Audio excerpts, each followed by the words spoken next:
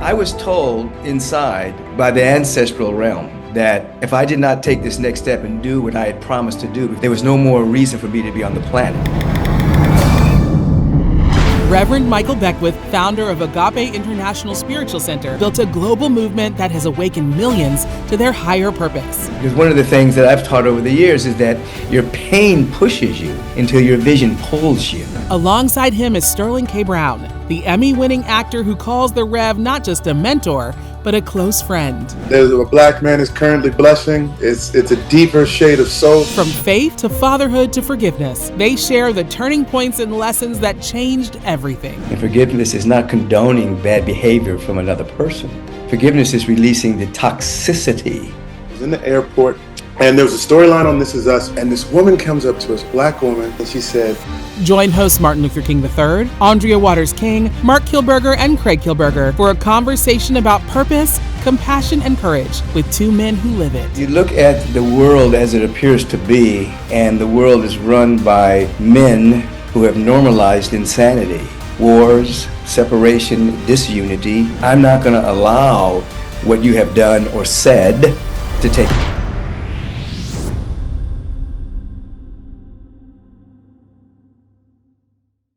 Welcome to My Legacy. Today we're joined by one of the most influential spiritual voices of our time, whose message has inspired millions around the world, Reverend Michael Beckwith. He's also someone deeply personal to us. He's been a trusted spiritual teacher to my two co-hosts here, Arndrea and Martin. As our audience knows so well, our guests are always joined by someone who knows them on a deeply personal level. Reverend Beckwith, would you mind introducing who's your plus one today? My plus one. You're looking at Brother Sterling K. Brown. Brother Sterling K. Brown, as you know, is an Emmy award-winning actor. He's producer, executive director. But more than that, he's been a longtime member of Agape, and he's traveled with us to Costa Rica, by the way, to do some deep spiritual searching and practice. And he's an individual that's really about being on the edge of the next level of who he intends to be or who he is meant to be.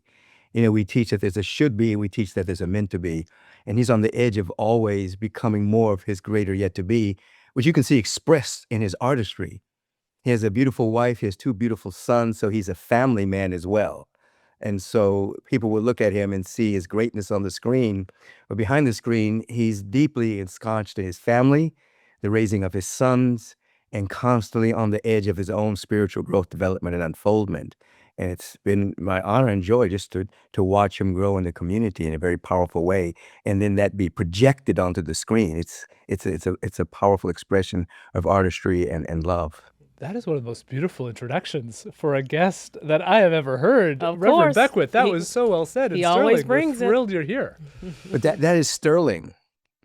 bless you all. Thank you all for having me.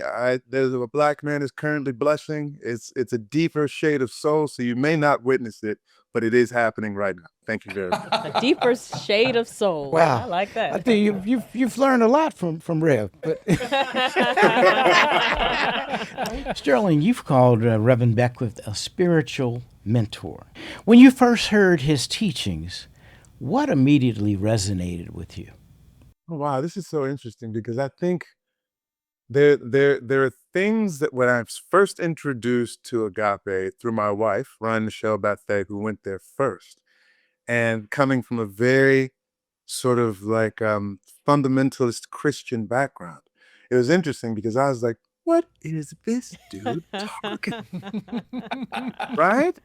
There's certain things that are like just sort of like not necessarily what I was accustomed to. And then I had to listen with new ears. It's as in the Bible says, give me ears to hear, eyes to see, and a heart of understanding.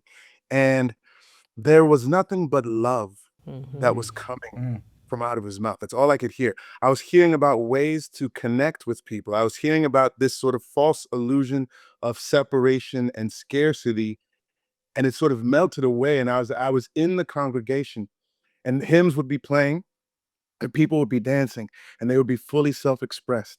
And there would be people like who came from a very Black church background, and they were hitting the beat, and they were jamming and grooving. Then there were people from a very different background, and their dancing was very flowy and moving and everything like this. And I said, how beautiful is this, that everybody can be in this space together and express themselves as they are, authentically, fully, truly. And I saw the division that I thought existed melted away. And I was able and free to just love people as they are. I think that is the greatest gift that the Rev has sort of led me in this journey, is to love people unconditionally. And I don't even think we recognize how many conditions we place on our love until you get a chance to see it at the 60,000 foot view and be like, oh, wow, I actually had more judgment than I was conscious of. Right. Wow, that's amazing. Wow, That is just it's a beautiful. beautiful description of agape, man, and your experience. That's beautiful.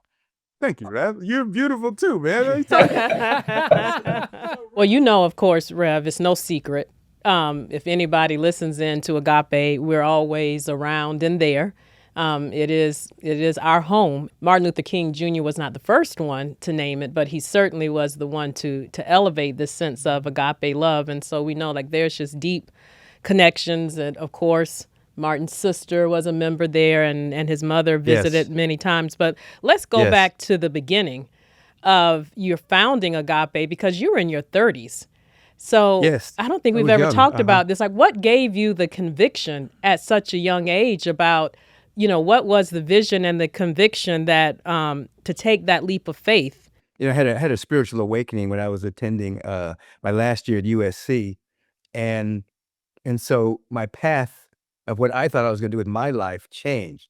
I did not think I was going to be a public figure, but I knew that I was committed to the presence of God and whatever that meant for my destiny. I began a series of workshops that I would teach, and they were called the Agape Transformationals. But I got the word agape from your dad, Martin. That's it. As a matter of fact, it was called Agape Transformationals.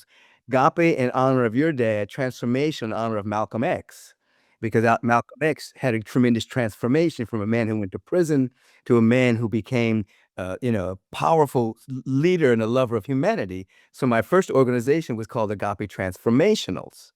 And then I was a spiritual therapist for 7 years before I even started Agape. And so when I went to the School of Ministry later, I went there not to become a minister, but I wanted to be in conversation with teachers and professors and students at a high level. I wanted to have a higher conversation than just me teaching students. So it took me 5 years to get out of a 3-year program, because I had no interest in graduating. I was only interested in spiritual growth. And one day the assistant dean came to me and she said, Michael, when are you going to graduate? And I said, well, I'm not here to graduate. I'm here just to learn. And she said these magic words.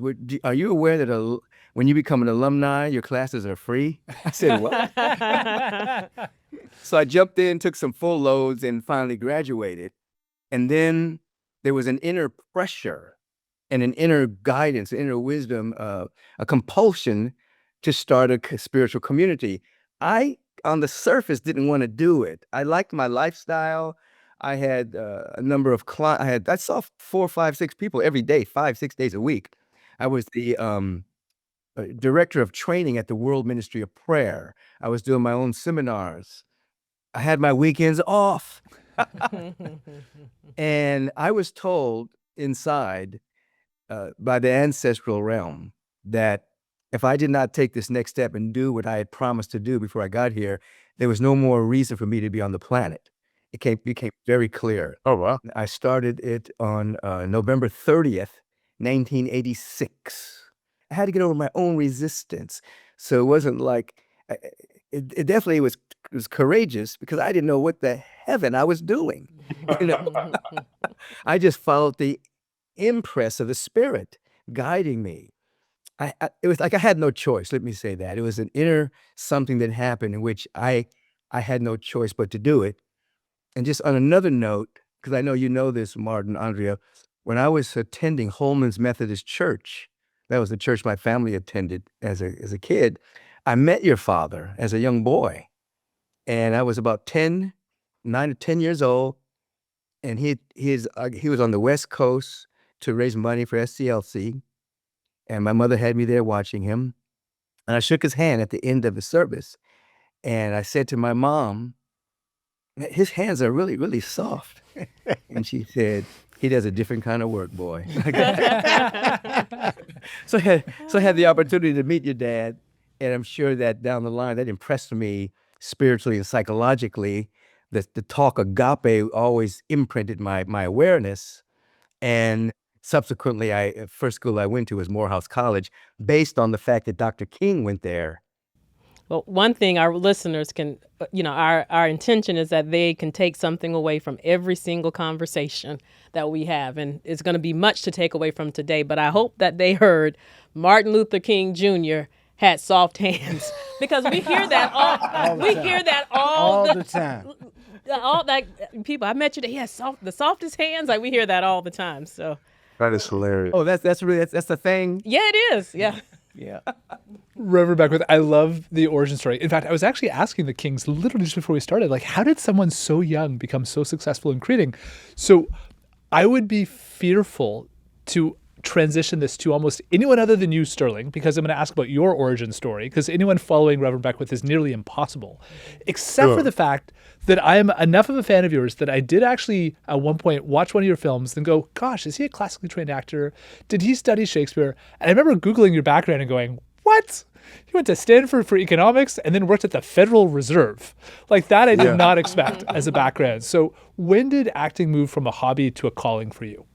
Sure. So I acted all during high school, from St. Louis, Missouri, and had a great time doing it, but didn't know or consider it to be a practical pursuit.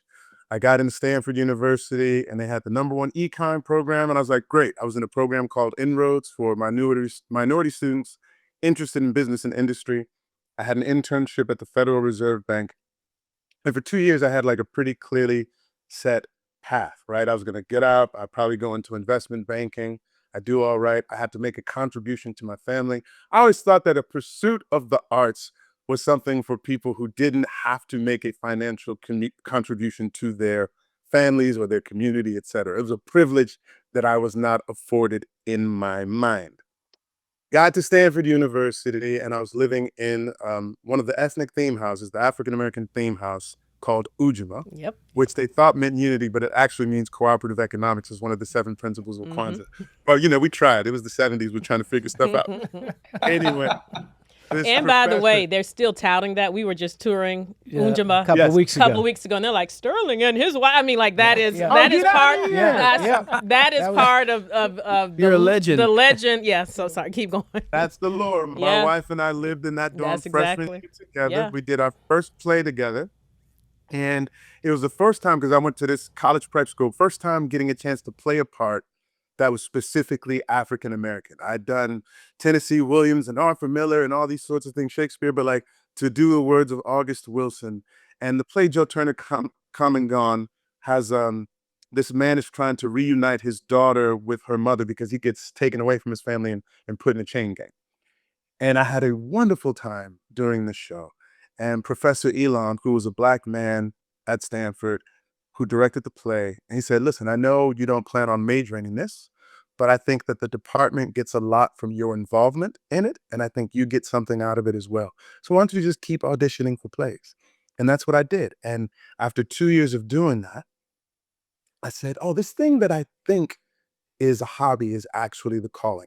My grades in econ would go up, and all my other classes would go up anytime I was doing a play, because I was doing something that fed my soul. And I wasn't following a path that I thought I was supposed to be on, that other people thought I was supposed to be on. I was on the path that I was supposed to be on because God told me. And I went to my mom and I said, Mom, I'm thinking about changing my major. And she said, okay. I said, I'm thinking about changing it to acting. And she said what I knew she The would black say. lady fall out. Oh. And she said, Andrew, she goes, did you pray about it? And I said, yes, ma'am, I did. And she said, and this is the way you feel led? And I said, yes, ma'am, I do. And she has been one of my staunchest supporters from that I moment on. love that. Like, hasn't missed a play, et cetera. She now has been living with ALS for the past 8 years or so. But up until that point, she was everywhere that I was on in a performance. So beautiful. And I love that's your mom's reaction, because I thought obviously you were building that story to a different direction for a moment there. Well, I think we all thought where it was going. Can you share with us, because you've shared it before, the ghost light on stage, that moment finding your purpose? Look at you and your research, Craig. Come on, man. So I stood on stage at Stanford University, and they have a ghost light. Every theater is never dark. It's supposed to keep the ghosts off the stage, so to speak, right? We know that's not that, but that's what the ghost light is for. And I would stand in front of the ghost light in front of the audience of this play that I was working on, and I could see my shadow cast out into the house. And this sort of download from Spirit came in, and it said, for the next 2 hours, I am here to entertain, to educate, and to edify, right? I'm going to give you something to laugh about. I'm going to give you something to think about. And hopefully I'm going to inspire you to be a better version of yourself and make the world a better place. So I had this mandate and this what is it? What am I, mission? I don't know what it is, but I had a purpose, right? And it wasn't just to make money. It wasn't for fame or fortune. It was like, this is a ministry. That's the word I was looking Yes, for. yes, yes, I yes. had a ministry, and I was like, oh. And so even when things were down, I knew what my why was. I knew why I was doing what I was doing.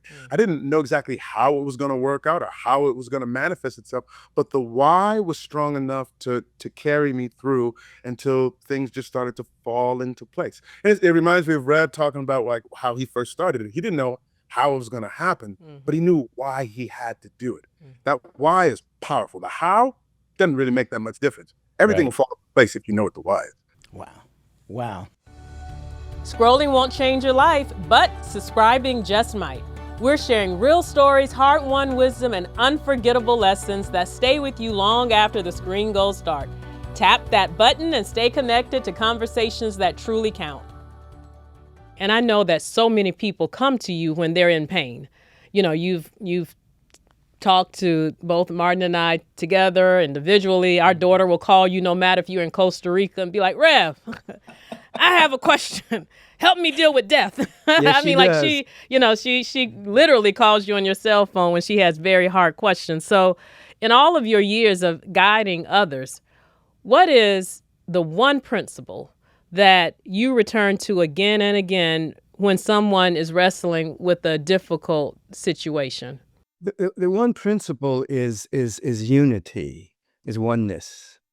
It's, if I could get an individual to just capture that they are one with the presence and not separated, regardless of what they have done, regardless of what someone has done to them, then a healing can happen. And a healing is defined as a real revelation of that truth.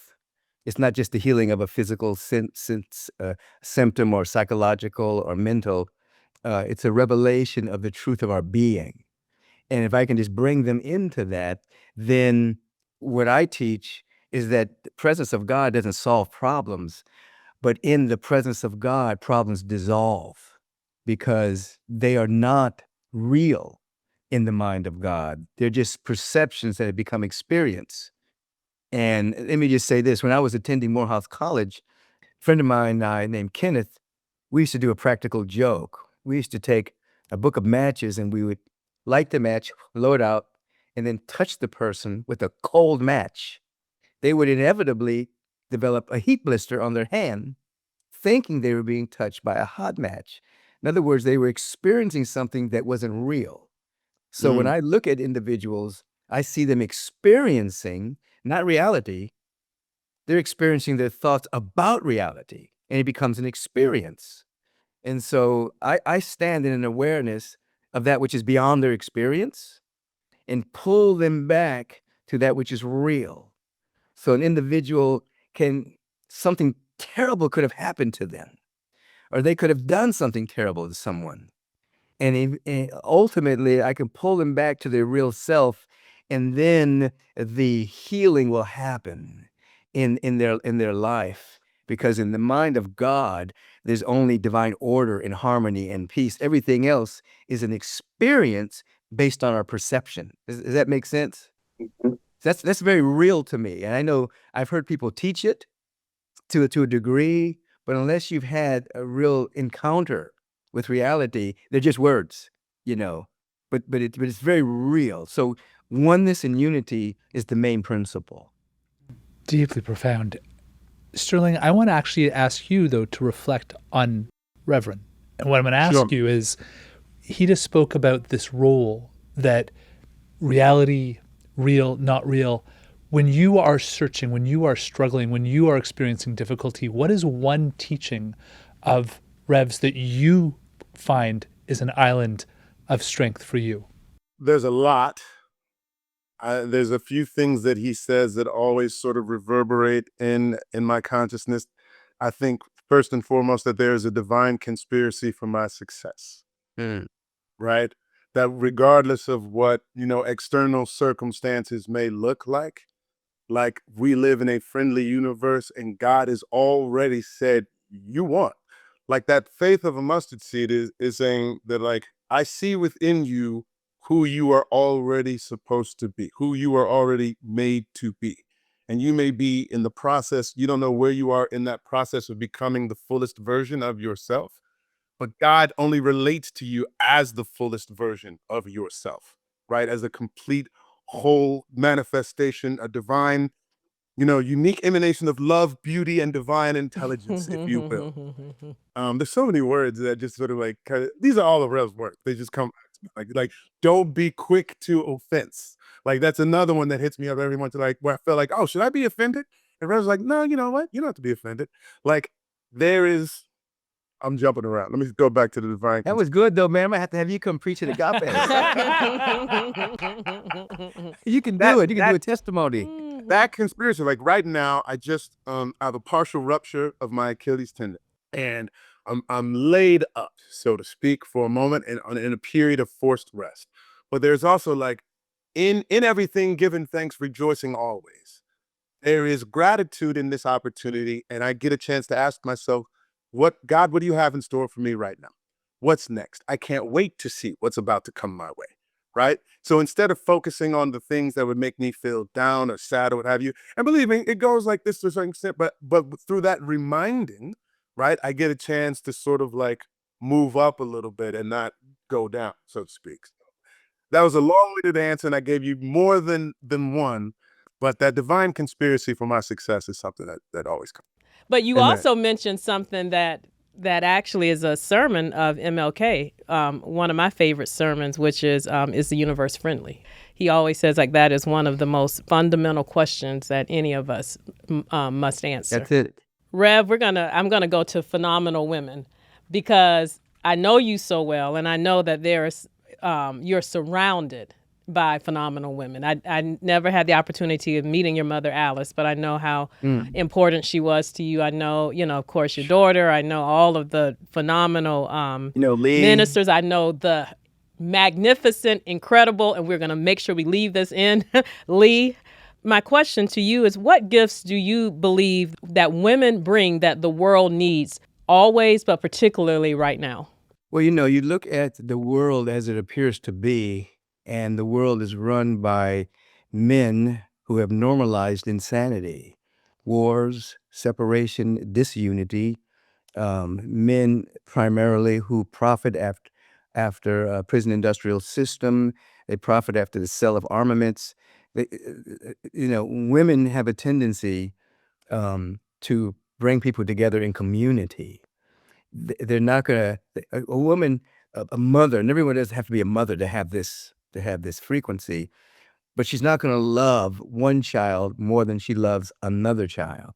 She's always created community. And I think with the rise of the feminine in women, and you'll see a different world. You won't see the my country first, my country right or wrong consciousness. You'll see, as Martin's father talked about, this is a global community. We're all world citizens. And I think women bring that kind of nurturing compassion because they don't see just separate parts. They see the whole. They see family. They see community. And I think that is extremely important, particularly at this time in human history where we could be on the verge of another war. based on saber rattling and might makes right consciousness, which is an old masculine frequency. And so women, I don't want to be stereotypical, but they have a very strong vibration of caretaking. They caretake. They want to bring peace, you see. And sometimes the masculine energy is more led by an individual, rough individualism, which can create separation. And we see that on the national, international scene at this time. So, I always tell people, uh, I say, you listen to your woman. She knows something. She's catching something intuitively. Look at Martin. Look at his wife. I saw that. I thought that it was very fascinating recently that the godfather of AI, made headlines by saying that AI can be saved and only can be saved by some type of way integrating maternal instinct into it. And so I think that there's a lot of wisdom in that. I think it's time for all of us to fight like mothers. And like you said, whether you have a physical child or not, but, to fight with that sense of unity, with that sense of for the community, with the sense of compassion, with that sense of ferociousness, but protectiveness, with that sense of creation, with that sense of looking, not only remembering 7 generations past, but looking 7 generations forward with the nurturing. Yes. And I often hear the Rev talking about, everyone embracing the divine feminine within themselves, Right? male or female, right? And the idea, which used to be anathema to me from a different paradigm, is like, why would I embrace anything that's feminine? I'm a man. You can be a man and be in touch with your feminine. Your feminine is creative. Your feminine is powerful. Your feminine is nurturing, right? And sort of trying to divide yourself. There is unity in accepting and embracing all of who you are. amen. But that's the truth. That's the truth. Everyone has both energies. Yes. Yeah. Yep. And we have to embrace them both to be perfectly whole human. Sterling, you and your wife Ryan are this amazingly powerful Hollywood couple, and you did a podcast together. We don't always agree. Why'd you look over here when you said that? I love when he looks over here at me. So, what is the most important thing you've learned about navigating conflict with your partner? Ooh, wow, that's a good question. I mean, that conflict or confrontation is a natural part of relationship, right? It's not something to be avoided. I actually find that when you avoid confrontation, whatever the sort of underlying issue that you wanted to address becomes bigger rather than smaller. And so whatever is uncomfortable about a conversation pales in comparison to the discomfort that comes from not having the conversation, right? Talk to each other. Like even if you're upset and you're frustrated, et cetera, in the midst of that, find a way to take a breath, come to each other in love with nobody trying to win or lose. Like we call it, we don't always agree because we don't, but nobody has to be a winner in it or a loser. We just have to reach a place of understanding with each other. I think the problems for us have always been biggest when we stop talking. Stay in relationships, stay in communication. Like even when it's uncomfortable, just stay there, breathe through it. Nothing bad is going to come from it. Tough things come when you start to walk away from each other. Just stay here, stay in the space together. That's been the big one. You both met at Stanford and have certainly been together ever since. What's one small thing that you still do for each other that keeps the spark alive? One of the biggest things for my wife and I truly is that we laugh hard together. She's one of the funniest people that I know. She is funny. She is hysterical, and we can laugh, and we can. And part of the podcast was us being able to look back on different parts of our life that while we were in the midst of them were sort of difficult to discuss, but we were sort of delighted to find that like, oh, we've actually made it to the other side. We can look back and actually have a sense of humor about who we were at age 22, 25, et cetera, et cetera. Like that was an absolute joy to discover. So our ability to laugh with each other and to make each other laugh has been a saving grace. Like it's been wonderful. I love that. I want to ask both of you actually about an incredibly important part of who you are, and all of us, in fact. So we're all parents. I got 3 boys. They keep me busy, and so I want to ask. 3 boys is like 5 children. That's Oh good. my God, they're like human tornadoes. Like God bless them. I love them. But So I'm going to ask each of you. I'm actually going to start with Reverend Beckwith. You're not only a father, you're a grandfather. So I'm curious, what advice did you give your own children on raising children? And did they listen to you? They actually listen. The success of when you're a parent, when the child they have a good heart, that on the planet, they're not going to bring mess. On the planet, they're going to be open-hearted, they're going to be compassionate, be kind, and find their particular gifted area of which they're going to share on the planet. So I look back and I look at them now, they're both adults. They are within their own groups because they're like how many? They're like 9, 10 years apart. They are like the spiritual leaders of their own peers, and they got it osmosis. I just noticed that, they're more upfront with it now, but it just kind of an osmosis. They're the person that brings people back. Oh, we should sit down and we should vision about this, or we should have this idea about this, and so maybe they didn't listen at first, but it got in there anyway. And so now it does my heart good when I see them at Agape. They're a part of the community, and in very powerful ways. And I didn't force them to do that. Maybe as a child, I forced them to come to church, but now they're adults. That's their own choice. They love being there. They love being in the energy. So they're I can really say that they are really good people. They're trustworthy. They're honest. They have integrity. Those are very great qualities. And my oldest son, he has 3 boys. Woo. Okay. Yeah. So I have he has 3 boys. I have 3 grandchildren. And the oldest grandchildren has 2 children. You have great grandchildren? Yeah. I'm outing myself. So Sterling, by the way, the last time that Rev and I were at a basketball game together, I kept asking him. So I'm going to say this because he wouldn't give me an answer. I was like, Rev, how old are you, sir? I asked him this question. Totally impolite. I understand. Totally impolite. And he never gave me an answer. I'm not interested in age. Age isn't interested in me. Age is just a number. Mine's unlisted. So only because people look at you a certain way. Mm-hmm. Sure. You know what I mean? I don't need to transcend how other people think about me. I'm just timeless, ageless, and eternal is how I vibe in myself. So Sterling, and I love your response because I know you have 2 boys. Yeah. What has being a father taught you about yourself? It is the role that I've always looked forward to since I was a kid. I was being a dad. I think I have an older brother and an older sister, so I was a young uncle. I got 6 nieces and nephews, and I would be 14, like taking kids to church and everything. And I, have like strollers and blankets and bottles and stuff. I was one of those rare dudes who just loves children. And I still do now with my youngest. I help coach his basketball team and his flag football team. My oldest son is playing soccer, but I used to help out there as well. What I learned about myself, I think a lot of it has to do with the fact that my pops passed away when I was fairly young. I was 10 years old, and I thought that he did a great job. Because in an era of men where loving unabashedly wasn't necessarily in fashion, he didn't care.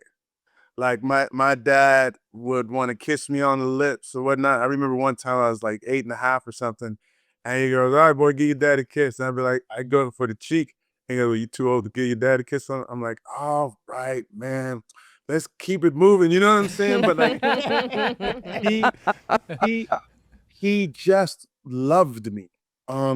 in such a beautiful way. And I tell people that even though he's been gone for almost 40 years now, like the reservoir of love that I have in my soul, I carry with me, and I'm able to pour from that cup into these beautiful boys that I have as well, right?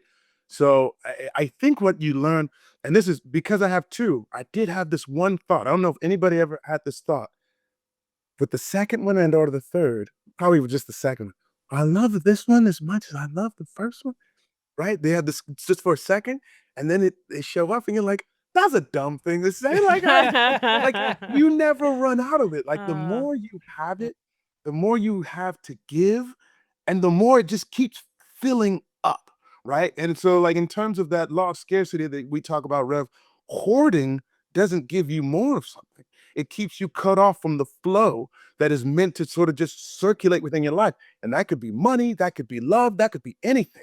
Like, let it go, let it out, share it as much as possible, and you find yourself inundated with more than you could have ever imagined. It's beautiful because I'm sitting here literally in a circle of all fathers. So it's really beautiful to witness the love of fathers. And actually, Craig, it kind of reminded me, his story about his father kissing him reminded me about the story that you shared. Craig and his brother Marc recently, their father recently transitioned, and we went to his memorial service, and you shared that story. Can you please share the story about the kiss of your father? Every night he would always kiss me on my forehead before I went to sleep. And eventually, Sterling, kind of like yourself, I came of an age where I was like, Dad, and he said, okay. Well, he bent down his forehead and he let me kiss him on his forehead instead. When I became too tall. And every night before I'd go to sleep, he would just, and I now do that with my kids. Every night before they go to bed, I say, I love you, I love you, I love you some more. And may God always protect you, no matter what, beautiful. Every night with my boys. Yeah, and you still kissed your father on his forehead until just a few months ago. Until the day he passed. In fact, in the hospital, with the night that he transitioned, that was my final kiss. Yeah, beautiful. My condolences on his transitioning. Well, thank you. When my boys go to bed, the youngest one has no problem kissing me. He'll give me he'll kiss me easily until the day I transition over to the other side of the veil. The eldest still will try to pull away, but if you get him right at bedtime, that's tired enough to not put up any resistance, and you step up to his bunk and you just lean over, he'll be like, "Love you, Dad," and I'm like. So we've been talking about the best, most tender moments of families, but we all have seen in recent times that politics has really torn some family and friends apart in recent years. And Rev, I know that you've said that a lack of forgiveness is a high form of self-abuse. What did you mean by that? And how do we all find the courage to forgive when it feels impossible? To answer that question, we have to understand what forgiveness is. And forgiveness is not condoning bad behavior from another person. Forgiveness is releasing the toxicity that flows through our own spiritual veins. Hate, resentment, animosity, those create toxic chemicals in the body temple, which debilitate us physically and psychologically. So forgiveness frees us from a prison that we have created. So it's not about condoning somebody else and saying, I'm just going to look the other way based on what you've done. It's I'm not going to allow what you have done or said to take me down. So a lack of forgiveness is a high form of self-abuse because we're abusing ourselves. And so when you understand that, it's not about courage. It's about self-love again, and then you're able to have a level of clarity as to what right action is in that particular situation. You can't have clarity if your mind is clouded with hate or resentment or animosity. But and I'm not saying this is an easy thing, because people have done heinous things, but it's definitely a part of the process. I mean, Martin's father was a strong advocate and practitioner of this, making sure that we turn enemies into friends. And But that doesn't happen without forgiveness. It's an impossibility. And so we have to have more and more moral leadership that rises to that level. I mean, recently we just saw, at that memorial service, one person forgiving their enemies, and the one that's supposed to unify us saying, I'm going to hate my enemies and take them down. It's like there was the shining example of a maturity and immaturity screaming at us right there on national television. So forgiveness is powerful. And when one can grow into the consciousness of forgiveness, one can be free and escape from the limited perceptions of life. It's necessary to grow. And every spiritual path with heart has some level of forgiveness in it, some level of making amends, some levels of introspection and forgiving oneself for the misdeeds or missteps or things that should have been said or that were said that hurt somebody. Every path has a way of going in and trying to clear that up because it's all energy. It's all energy, you see. Well, speaking of conditioning your mind, Rev, you even your podcast is Take Back Your Mind. So you have you're constantly Great name for a podcast. I know. I got to put that Yeah, out I there, know. actually. That's a Exactly. phenomenal name, Rev. So your words and teachings have inspired and healed millions around the world. And, I know that you must hear countless stories about the impact that you've had. Is there one story in particular that you carry with you? Dr. King, I've heard your mother say that he would preach himself out of depression sometimes when he, so we all, have moments of heaviness. Is there one story that you carry with you to give you encouragement when you need that encouragement for yourself? I'm getting for some reason, I'm in a season of getting a lot of feedback from people all around the world, everywhere I go, with interesting stories of transformation or healings or things of that particular nature. And that might just be because of my receptivity. I don't know. They may have been going on all the time. But just so many stories of, you got me through COVID, this type of thing. There's one story of a woman who was passing over from a brain tumor. She was in her house. She was in a hospital. And her family, she liked Agape, and her family put a cassette player or a CD player in her room, and it started playing my sermons. She got up and left the hospital. That brain tumor disappeared. I'm not saying I did that, but her receptivity and her faith and utilizing that vibration of the word helped her. So there's a lot of stories that are coming to me now that I guess just to give me a level of you're doing okay, keep going. Within my own space, because running a community is not an easy thing. people see a Sunday talk, but they have no idea what's going on in a community and staffing and finances and this and that and the other, that has to go on. And so it may have been just an impetus for my own soul, to hear these stories. People need inspiration. People are craving inspiration, and they crave it from the pulpit. They crave it from the screens. My wife and I, we would sit together and actually watch This Is Us, your, Yes. of course, Emmy award-winning, I got to point that out, role in, as you mentioned, Randall Pearson on the show. What is the most meaningful conversation that anyone's walked up to and they said how that role resonated with them and how it impacted them? Ooh, there's a lot. There's a lot, Craig. Like people roll up on your boy and it's like, can I have a hug? That's one thing that not a lot of shows elicit. Paradise doesn't elicit hugs, but This Is Us does. But there was a moment. There's a few, but one that really touched my soul. I was in the airport, and there was a storyline on This Is Us where our eldest biological daughter comes out as she may be bi or gay, etc.